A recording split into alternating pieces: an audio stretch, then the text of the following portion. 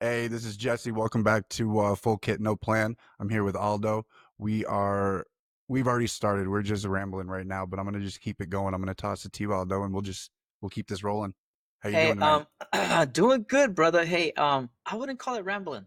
I would call it some in-depth talk. Honestly, we were talking about generations, right? We're talking about, going back hundreds of years, and we'll bring you guys up to speed. But, um, Jesse and I, we have some awesome conversations. And again, going back to the start of this is why we started this, and we just want to push out kind of our thoughts and where we're at and how we view things and our perspective and maybe in our perception of things. But ultimately, we were just talking about trying to help out our communities, right? And Jesse was actually speaking about his community, his background, his culture, and his people, and how, um, the reason why they're hesitant to accept or allow new information or anything, right, Jesse? Yeah, absolutely, man.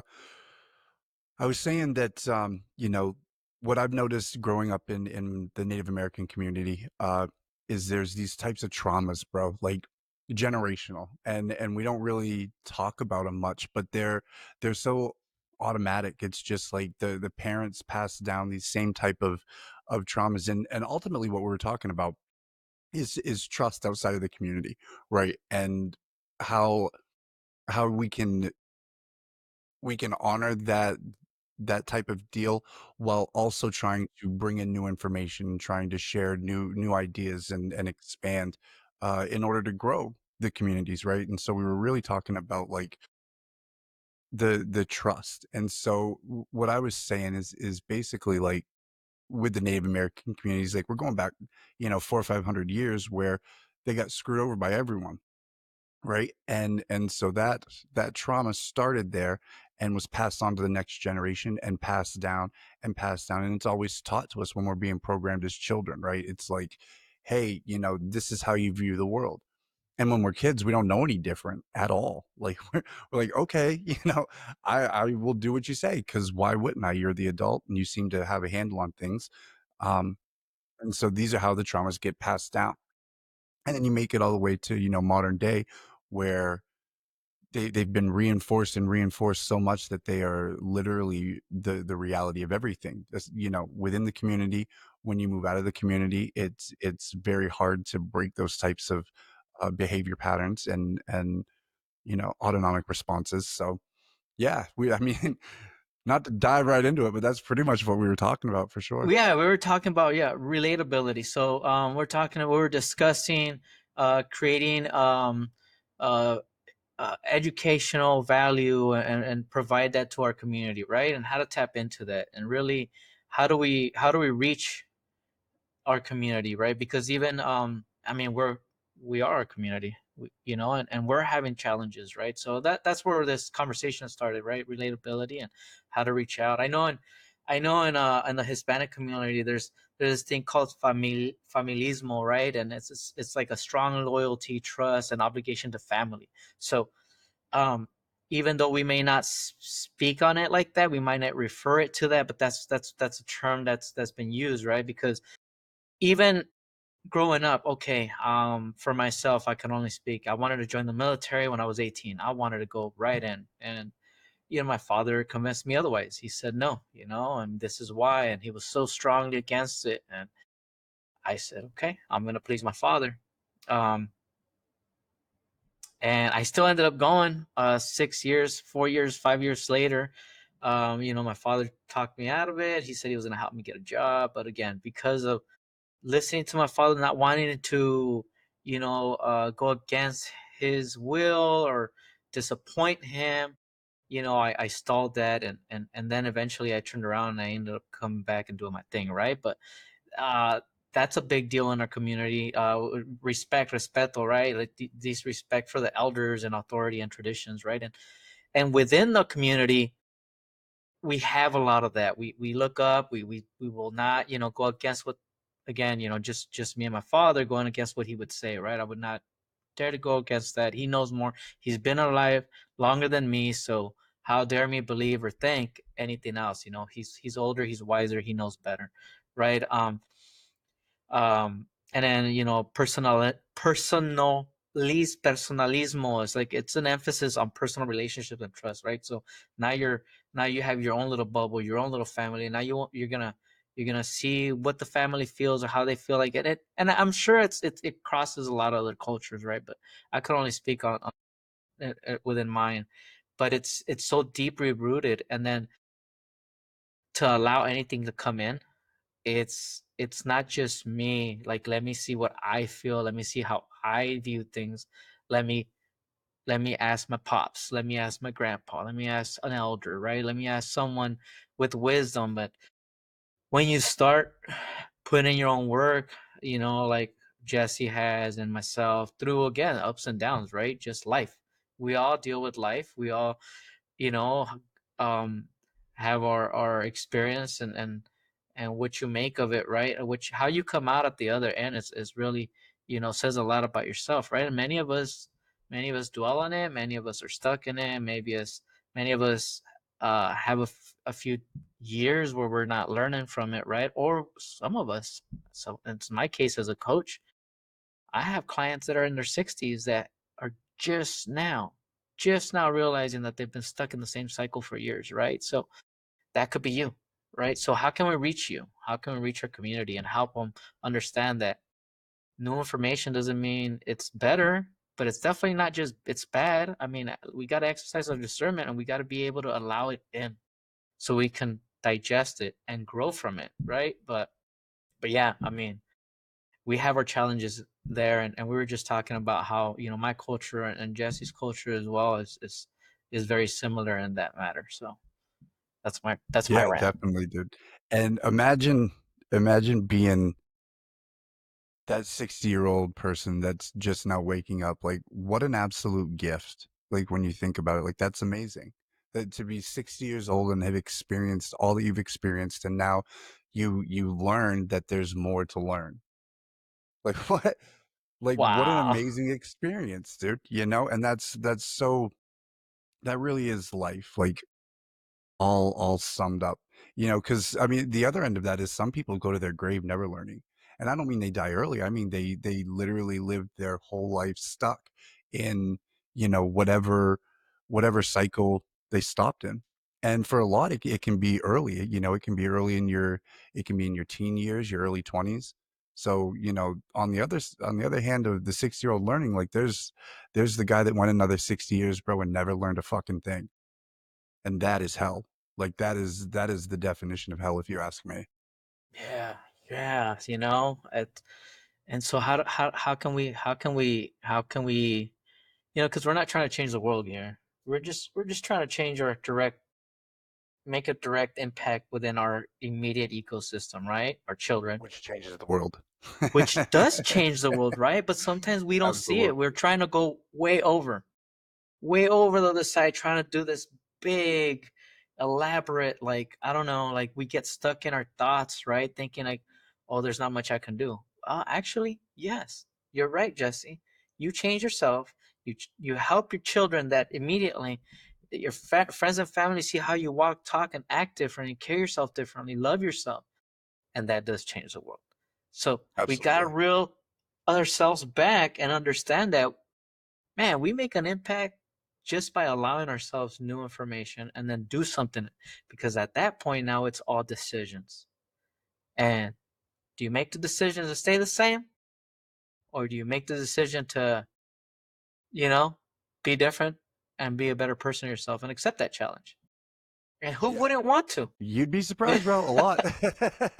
You know, a lot, and I get it. I mean, don't get me wrong, I'm not talking down on anyone because it is scary, change is at minimum scary, and, at on the other end of that spectrum, it's death, right? And that's really what we're talking about. And when we say, like, why can't we, get to the heart of other people, and it's like, well, they're confronting death, like, to believe that there's more to learn, especially people that have gone so long. Like, you're talking about killing an identity, like, I mean, emotionally killing an identity, sometimes so deep that it feels physical.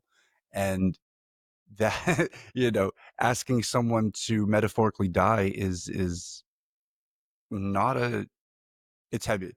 It's a heavy, request, so Yeah, understanding. absolutely. Yeah. So you gotta understand that, and you have to treat it with respect and move with grace because, I've had it. I mean, let me talk about, like, one of my own experiences is early on when I was finally coming out of the drinking and starting to get everything that was going under control a little bit. I reached out to, a mentor of mine that I hadn't talked to in probably about a year, and he was I later found out he was kinda going through his own thing and, just kinda spoke out of turn the day that we talked, and he gave me some advice on my house, and, uh, and he said, "You should sell it." I was downsizing, I didn't have the big family anymore, it was just us 3, and this house was large, it was very, very large. And he's like, "Oh, you should just sell it." And without even thinking, these are the ways that ripples move out into the pond. Because without even thinking, I was like, "All right, yeah, you're absolutely right." And I put it on the market the next day, and it was under contract, dude, in 48 hours. I was beating people away because the offers kept coming in. So I mean, I got to pick, and they ultimately bid on the house, and it worked out great. Don't get me wrong, Wow. but yeah, but it was that quick, Um, and that's just one of the ways that, how these ripples, how we affect other people without even realizing it sometimes. And I wanna highlight that. I do. I wanna touch on that, right? You acted. You acted, right? It was someone that you were listening, you were getting advice, you were listening to that. You knew that you're like, okay, I could take this, right? I can. There's some value here. And then what really happened there? It was you acting upon that and executing on that decision. Um, and a lot of us get stuck there. We get stuck in the well, what if, or what if this goes bad, or what if I can't do that, or whatever that what if, and then we don't actually execute. Like that's another aspect, right? Completely different, but we have to, in order to make an impact, we have to act. In order to make a change, we have to be that change. And I mean, um, there's no such thing as completion. Every day we're gonna learn. You can grow up having it all financially or materialistically, but that doesn't mean you have it all. Or you may not have it all financially or materialistically, but you can grow into that if you're at peace, if you learn that, if you're in a place of love, and that environment provides that, right? But there's no sense of completion. So as long as you understand that there's no like there's like stop trying to bridge that gap. Look at the gains. I learned this not too long ago from someone. Like, look at the gains. Don't worry about the gap to where you're going. Look at the gains and how far you've come. Like, that will help you moving forward and actually start to begin to execute and act on some of these decisions you have in there. Otherwise, they're just dreams, right? These like ideas and dreams. Well, bring it down to the physical realm and execute it, like Jesse did. The next day, and then bam, bam, bam. I mean, that resonates with me because when I wanted to leave the state of Washington, it was the same thing. At the time I was married, and I knew I wanted to take a trip, and I wanted to come out here to Arizona and take a look. And I brought the wife, and I brought her during October, so it wasn't crazy hot. It was Yeah. wonderful, it was wonderful. I set it up perfectly. Um, and she said, "Well," I said, "Hey, would you want to?" And she said, "Well, you would have to sell the house and you would have to do this, but if you do it, same thing." It was just execution.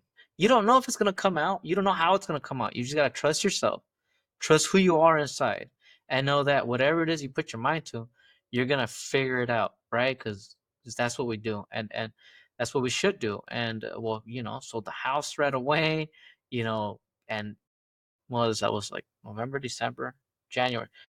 3 months later, 90 days later, we were in Arizona. So Hell yeah. you know. And That so that's what that's we're what's trying to up, say. man. We got to do it. We just got to do it. Sometimes we overcomplicate things in our mind, right, Jesse? Yeah, dude, we definitely do, and you said it, you said the key component, man, is trust.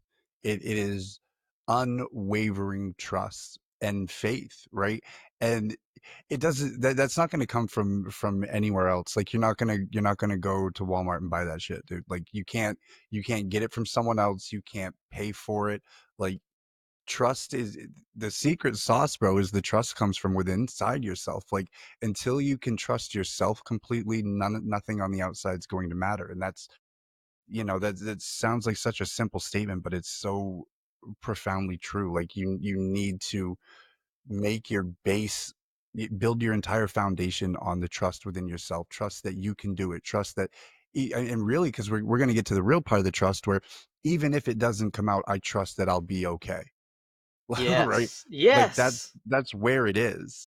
That's where everything is going to be supported from. Like, I can jump because even if it's not if it doesn't work out exactly how I want it to or even close to it, like, I trust I'll be alright. I've made it through every other bad thing I've ever done in my life or had done to me. Like, my batting average for going through nasty shit and surviving is 100%. Otherwise, I wouldn't be here. Like, it really is that, and so trusting yourself that you'll be okay. Um, if it doesn't work out, it wasn't supposed to, and something better will take its place. Like, Trust the that's how you're process. going. Yeah.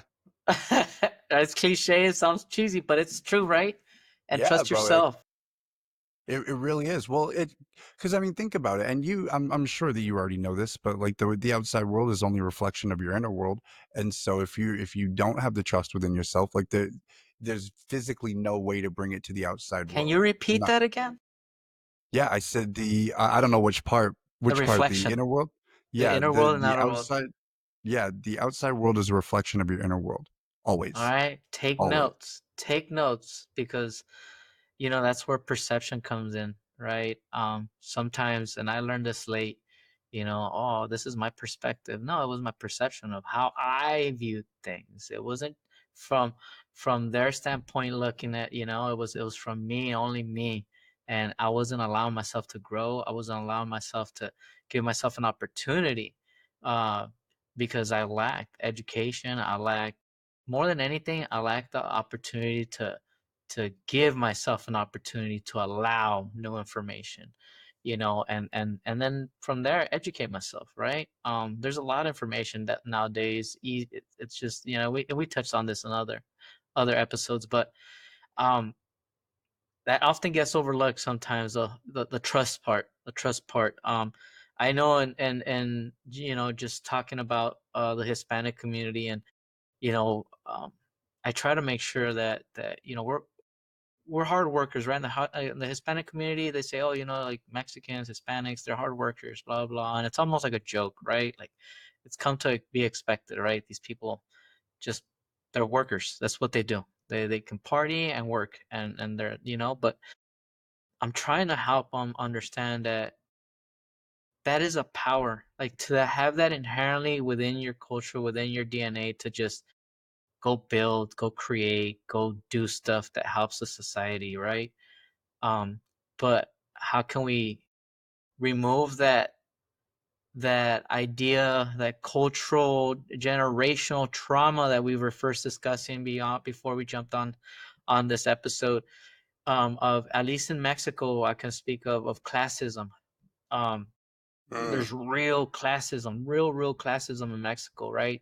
You do have the uh poor, middle, and high class, and it's real. I mean, the people of upper class, they live behind gated communities with security guards, like you would see artists living here in the United States, and but that's real. Like, in Mexico, there's big areas like Distrito Federal,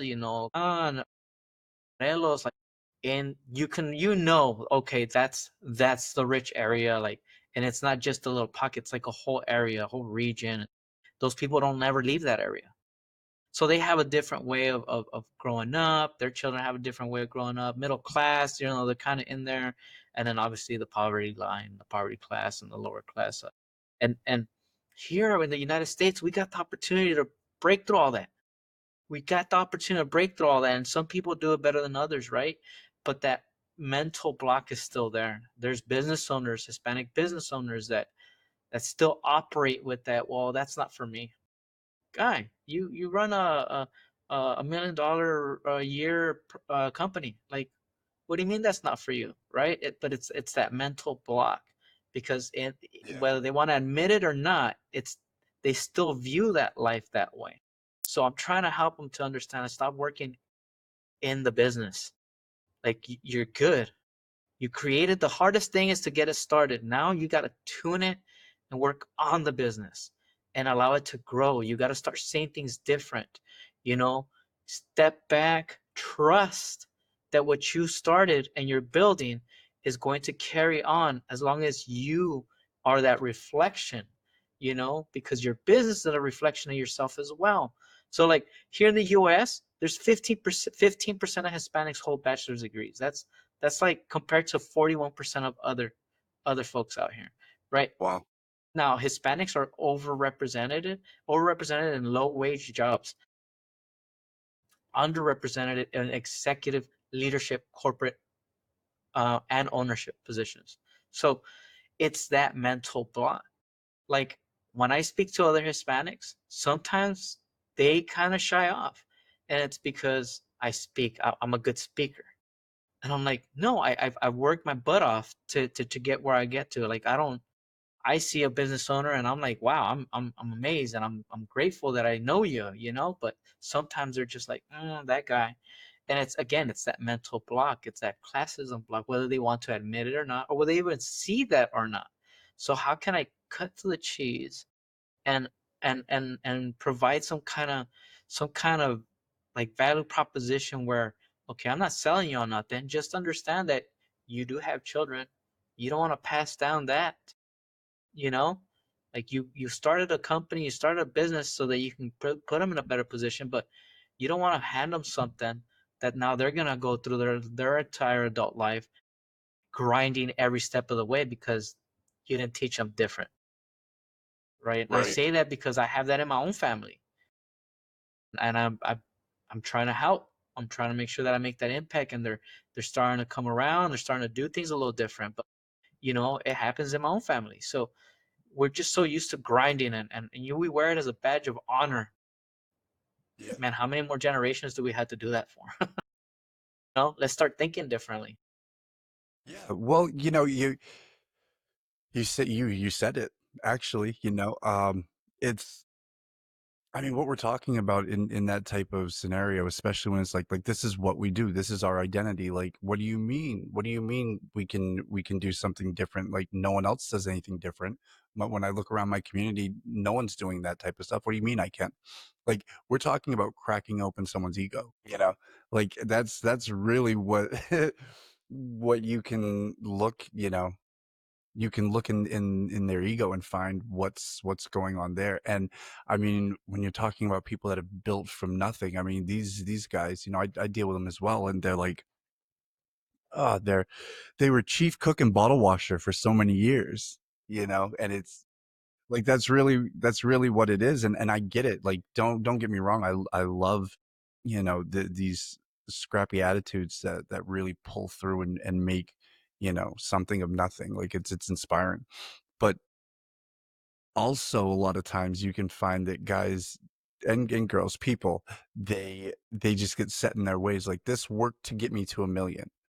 But the reality is, like, to break someone's ego, like, what got you to 1,000,000 will not get you to 10. It's just that simple. Like, you have to change. If you want to go from 1 to 10, like, there is a new mindset, a new level that needs to be unlocked, to even be able to comprehend. Because I mean, at first you have to have the audacity to say, "I'm worth that." Like that when you start trying to convince yourself and your ego that you're worth 10,000,000, not 1, like, there's an ego death right there. Like, we're just having layers of shattering this ego that's spent many years building up what is, the empire that we're currently talking about. Man, and on this new webinar venture you're gonna call it the Crack the Egg O. Yeah. Yeah. For sure. For sure, bro. Because Dude, there's a that's lot there. There is a lot there though, right? I mean, there's a ton of layers to your point. I mean, What would you say, Jesse, in your experience, right? Just as someone who's lived through life, been going through life, and you still got a lot of life left. What would be the first thing that you would say, hey, um, this is absolutely a must, right off the bat, that would have to change? Is that physical, The mental, first thing I emotional? would Where say is is it? show me your first 2 hours of your day. I wanna see what your first 2 hours of your day is. That's it. That's it, and then from there, we can build. We can definitely build because if you show me where your first 2 hours goes, I will show you where the rest of your day goes. Oh, I guess I'm unorganized.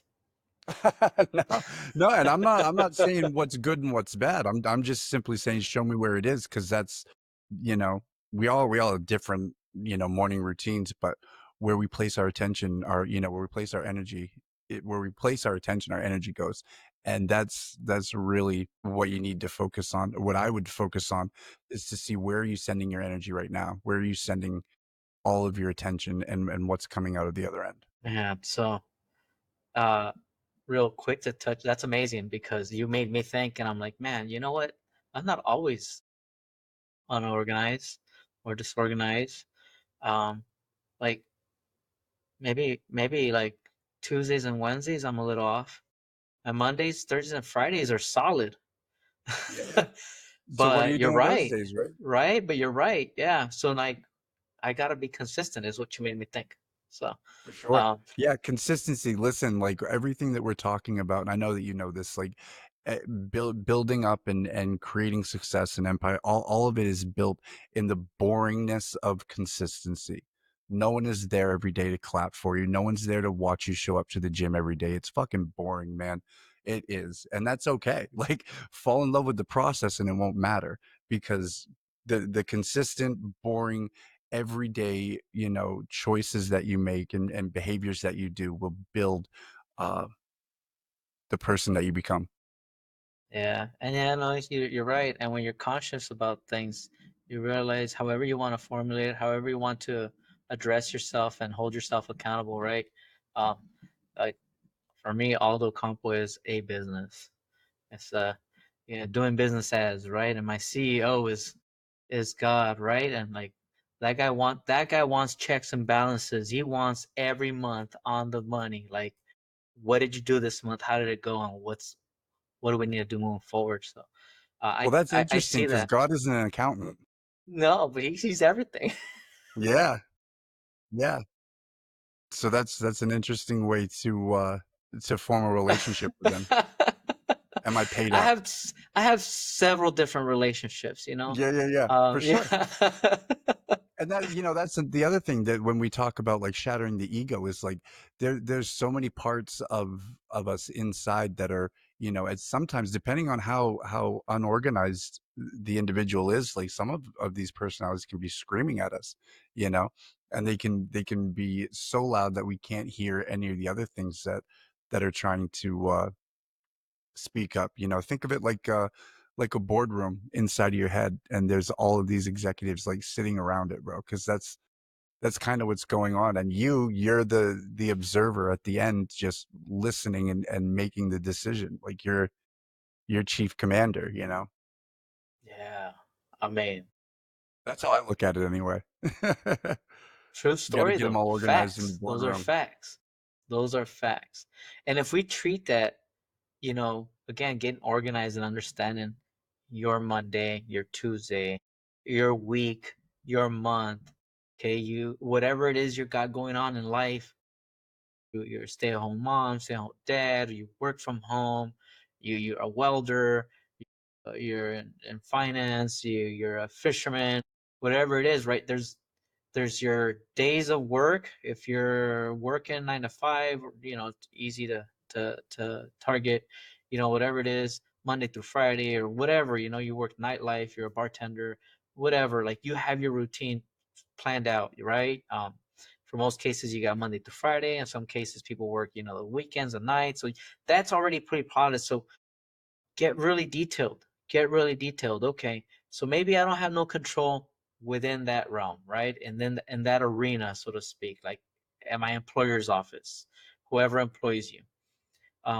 But you got a lot of control outside of that. So, you know, If you can manage that, then it'll allow you to operate differently within that arena where you don't have much control, quote unquote. Um, and then from there you can grow. I mean, you don't know, right? You might have all these, again, going back, you have all these dreams and ideas, but until you get organized and you execute, bring that to the physical realm, then there's not much impact you're gonna make. You're just gonna be stuck in that hamster wheel over and over and over. So I I was having an interesting conversation today with my father, and he brought up I guess my mom seen me on a post I made, right? And I was talking about business and forecasting. But all she got, of course, I don't expect my mother to listen to my my business talk, right? But my dad's like, "Are you doing good, son? Because your mom said you look like dead, like death." I was like, "What?" Goodness. Yeah, that's what I said. So I was like, time out over the phone. I was like, "Hey, don't bring that evil on me. What the heck? Right? What's going on with you guys?" I was like, "I'm good." Like, it's because you don't eat. Because for those that don't know, um, I'm an intermittent faster. I've been doing it for 5+ years, and I've seen my health gotten better just from that. So I'm not saying to Yeah. do it. It works for people. I don't know. For me, it's worked. Um, and it, again, going back to my Hispanic culture, they're used to seeing the chubby face, the swollen face from all the food we eat, the sugars, the fats. Like, so seeing me healthy, they're like, "Something's wrong with you, son. Are you okay?" And I'm like, "Yeah, I'm amazing, honestly." Right. Let me tell you. But there was genuinely concern, and that's something that happens in our community, right? For us, we don't we're taught, don't turn down a meal. That's, people are giving you a meal that's out of love, out of respect. They're welcoming you. And I grew up that way. I still feel that way. I still, someone greets me that way. I feel grateful. Like, man, they took their time, effort, you know, as some form economic impact to do this for me. So I won't turn it down. But we're used to eating 3 times a day in the Hispanic community. Like, you wake up and you stuff your face, and then lunchtime you stuff your face, and then dinner you stuff your face, and the types of food we eat. So that's a whole other challenge, right? To trying to help my community be educated. So to your point, there's so many layers, and here my family's thinking I'm sick and dying. Yeah, and you feeling great, loving life. so, so I got my work cut out. Well, yeah, and I think yeah, I don't know, man. I don't know what to Is say that on a that hill one. I'm willing to die on? I don't know. Right, right? Yeah. Give me that pan dulce. That's a sweet bread, Okay, yeah, Yeah, give me that sweet bread. Like, no, like, pan dulce for us is like comfort food. It's like, oh, they have different types of sweet breads, and I grew up on that, and I still kind of, takes me back to my childhood. And yeah. but it's so bad. Bread is so bad for you. Sugar's so bad for you. Oh, no question. No question, man, like, and I mean, I don't know, dude, listen, I had I fuck it, I'll say it here. I had a, frozen, coffee from Dunkin' Donuts today, and I'll tell you what, that was the best, I swear, I felt I died and went to heaven. It was, Sounds it was delicious. everything I needed, which, Well, yeah, I no, mean, it's okay every now and then, but no one's perfect. We can't be yeah, perfect. Like, I have my twice a week, maybe 3 times a week. I'll stop by and get some thing from Starbucks. I don't know what it's called, but it tastes so good. And again, that's my little fix. And I'm like, okay, I'm gonna go to the gym today. Today is like heavy water intake day, so I'm gonna enjoy this. I'm gonna yeah, enjoy yeah, this. and why not, dude? Why not? Look, here's the reality, like, you can't be, "Oh, I'm this, Buddhist monk all the time." Like, "Nah, bro, fuck that." Like, how can you come down to this earth at this time on the timeline when we have all of the shit that we have and not try it every now and then? Like, what kind of waste of a trip is that, bro?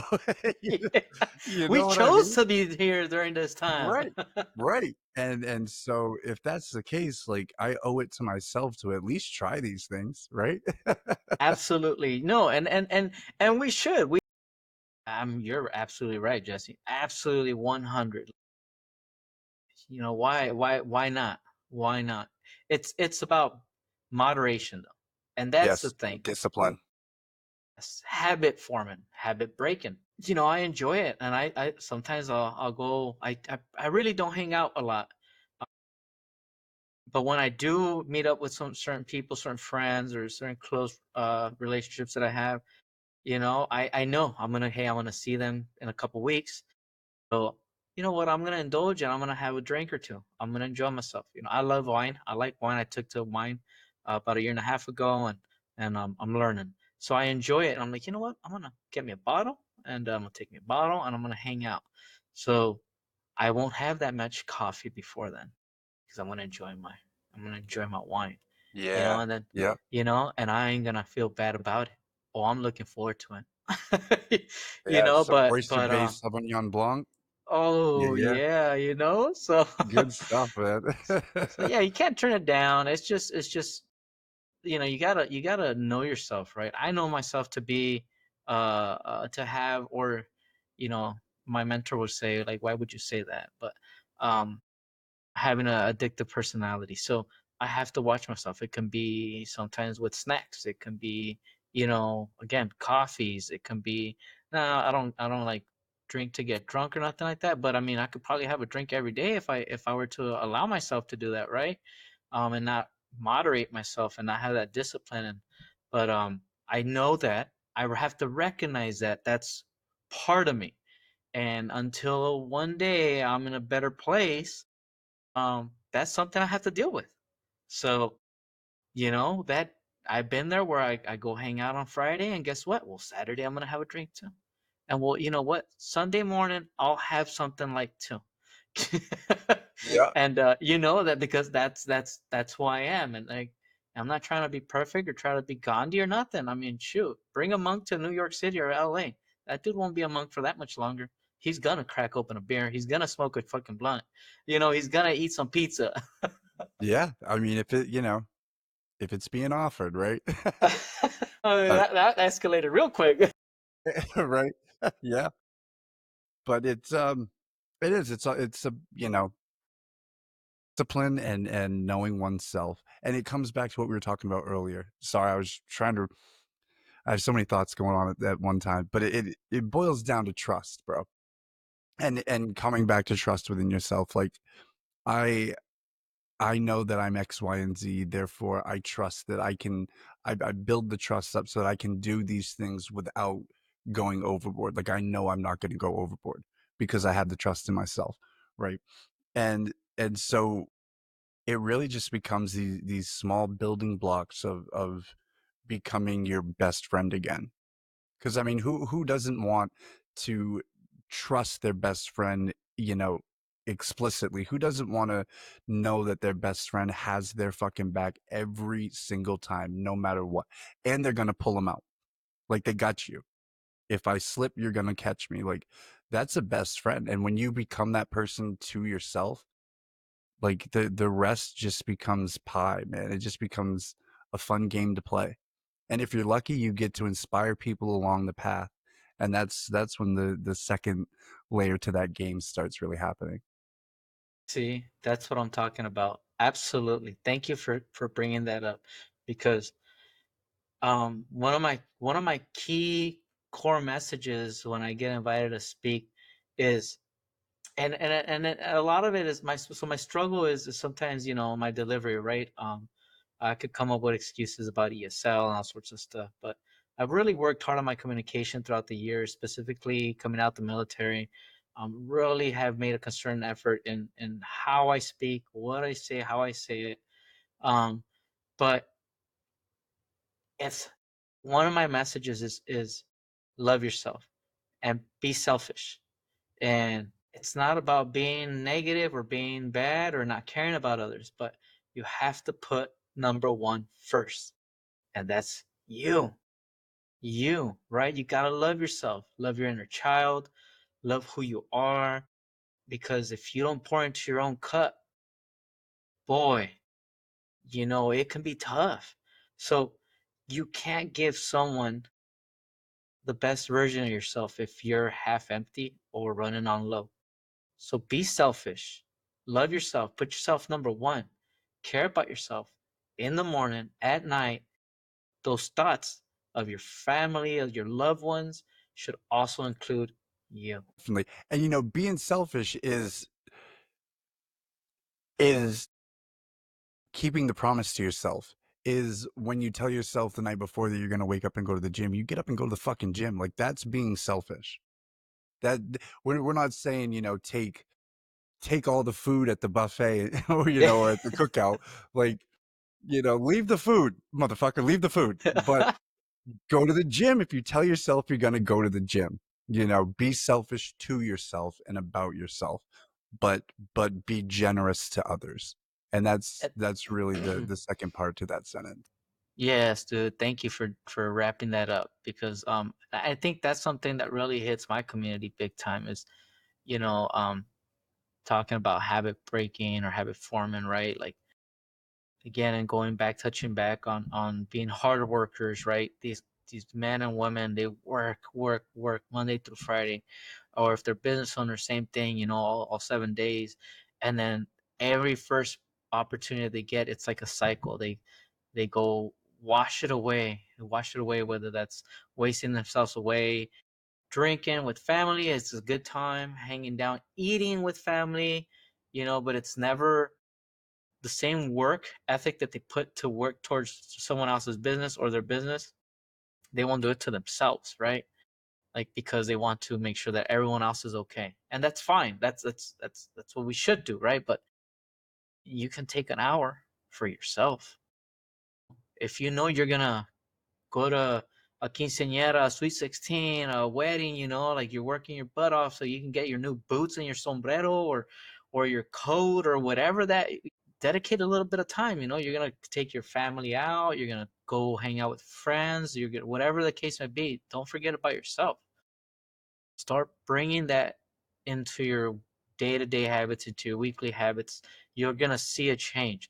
Like it's tough and I'm trying to get creative on how I help my community, how we help others, right? And I got to put myself in rooms where there's people that know more than me or I presume they know more than me, but the point is I'm willing to put myself in places where I want to learn.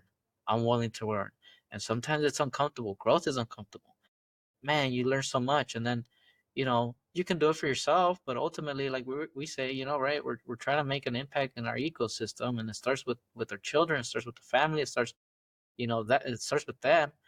um but you have to think about yourself first and make a change, whatever, as minute as that may seem. Like you like playing soccer, that's what you do on the weekends, go play soccer, but don't right away, oh yeah, I had a good game, well now I'm gonna go drink some beers, like cut that shit. You're gonna drink beers at night when you go to Aunt Becky's house to hang out with grandma and uncle, and you're gonna drink beers there anyway.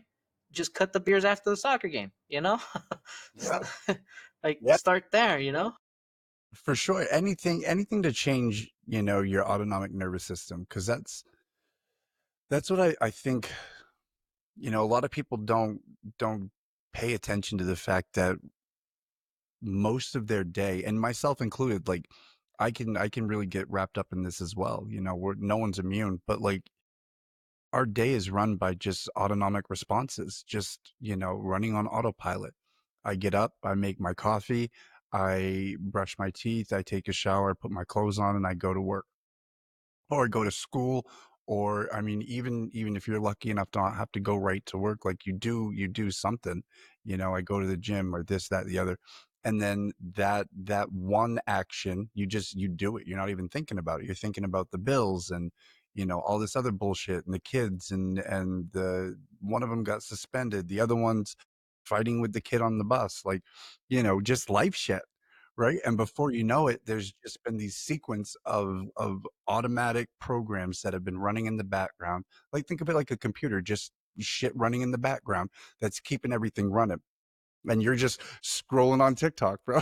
Like metaphorically, our brains are just doing the same thing as what you would see on any of these reels. It's just running through short form video. We see it in our head. We run through the audio. We can hear, the audio in our head, and then it's on to the next quick one. Meanwhile, the body is just running through the exact same predictable present that it did yesterday. The familiar past becomes the familiar future. And if that's happening, we're not in the present. No, there's no possible way to be. You can't be in two places at once. And so if you're running on the predictable future, then you already know what's going to happen. So you're already doing the same things, and you only know it's going to happen tomorrow because it happened yesterday. And it only happened yesterday because it happened the day before. And it's just because you're constantly running the same fucking program. And so you gotta hack the system. I mean, to keep with the computer metaphor, like, you have to hack that system. You have to change a new operating you have to install a new operating system, and the way you do that is, break up the monotony, break up the smallest thing. If you're right-handed, wake up in the morning and brush your teeth with your fucking left hand and see your day change. Like, I mean, it's that simple, but those small little things, compounding over time are going to change the neural pathways in your brain. And that's really what's happening. Is just energy and electricity is being sent down these neural pathways that have been built like a, like path that's used in the field over and over and over. It's just the grass is growing up everywhere. But there's this one little path, and that's where it goes. And it goes to the same spot every day, consistently, over and over and over. And I mean, you can't get mad at yourself for doing it either, because that's the job of your body, is to keep you safe, and comfort is safety. And, And but that's not where growth is. question question out there, but directly for you, Jesse. How do we break the I know? Oh, I know. Hey, the algorithm is because of what you're that's what you like. Oh, I know. How do you like if you were just to, get some more sleep. Oh, I know. Like how do we break that I know, or I that mentality of I know? And when you're trying to reach somebody or trying to support somebody, help somebody, right? That's reached out for help, right? But the response is, "Oh, I know." Until you just say, like, when do you walk away? When do you leave that person? Oh, I mean, How do you break that I know? I don't know. Right? Like, I mean, question, like, I know. Well, how do you know? What is it that you know? Can you explain it to me? And then from there, I mean, one of two things happen. They either admit that they don't, or they show you that it's just not time. And here's the other part about that. Like, it's not bad if the person is, in the I know, like, I know. Okay. Okay, cool. Cool. If you know, then you know. If you ever don't know, come talk to me and we can figure it out together. But if you're all good knowing, then great, because I'm trying to help people that don't know. And so we just move on to the next one. And that's because that can be detrimental to you as the person trying to help, like, constantly hearing "I know." When in the back of your mind, you're like, "Do you? Like, really, do you?" And if you do, then please tell me, so that I can help. Um, and so we just move on. Like, look, there's no shortage of people that are trying to figure shit out. That's literally every person that you run into all during your waking day, Me you know? too. All of us, we're all trying Yeah. to figure it out. So if one person just isn't receptive at this point, okay. Because like we've said a million times, like, don't ever underestimate the power of a planted seed, right? Like, that'll come around at some point. If it doesn't, it gets passed on to someone else, but eventually that seed will blossom somewhere. And it goes back to Absolutely. just, having faith and trusting that whatever we planted, as long as it's good, will blossom at some point, even if we Man, don't get to see it. absolutely right. You don't eat the fruit the same day you plant the seed. For sure. Yeah. I know I've been saying a lot, like, and I feel like I'm bagging on my community, my culture, and I'm not. I'm extremely proud of my roots, and extremely proud to be recognized in that, you know I guess culture, right? Or or be known as being part of that culture. So I do want to touch on a few highlights, right, and the strength and resiliency of the Hispanic community. We got a lot of veterans, are Hispanics, and I don't think we get a lot of credit out there for what we do and what we're willing to do, because many times we go against our family and we join the service, right? That's something that they don't see, that they don't like, and we go against, and it's not for everyone, but some of us do, right? So I want to touch on how we feel entrepreneurship, and how over 5 million Hispanic business owners contribute 800 billion annually to the U.S. economy. So there's a lot of good that we do. There's a lot of good that the that the Hispanic community does, and and how they directly impact the economy here in the United States. Um, Obviously the culture, right? It's in itself. I mean, people know piñatas, people know tacos, art, music, the whole nine. People know, oh, that's a Hispanic place, whatever it is. Sometimes, within our community, they're like, well, I'm not freaking Mexican, I'm Salvadorian. How dare you? But people know, at least it's a different culture, right? And the faith-based groups, like grassroots organizations and common powerful forms of resistance, such as Mano a Mano, Hands of the Valley. We're just trying to give back, trying to create a positive impact out there in the world, and you know there's a lot that we do, and there's a lot of us in the veteran community, right? So and I wanted to really structure this conversation from my end, to say, hey, veterans out there that are, you know, from the Hispanic community, whatever south of the border you're from, be proud. You got a lot, right? Like one of our guests said, continue to serve. So how can you help and create an impact? Start with yourself, and then see all the positive that our community brings, and try to build on that and try to educate. And you don't have to force anybody, just be it. And by being it, you will start directly making impacts, because people will see. People will always see. We all talk, but what's that term? That saying, actions speak louder than words. So be it, be it. Hell yeah. Hell yeah, man. I think that we've been going for almost an hour now. What do you think? We can end right there. Yeah, that was a great combo, bro. I appreciate everybody listening to us again. Thanks for joining us at another with another episode of Full Kit No Plan, because there is no plan other than being you, and taking care of yourself again. um the message is always about positivity and success, and success is being well balanced, right, Jesse? Hell yeah. Thank you everyone for stopping by. We'll see you on the next one.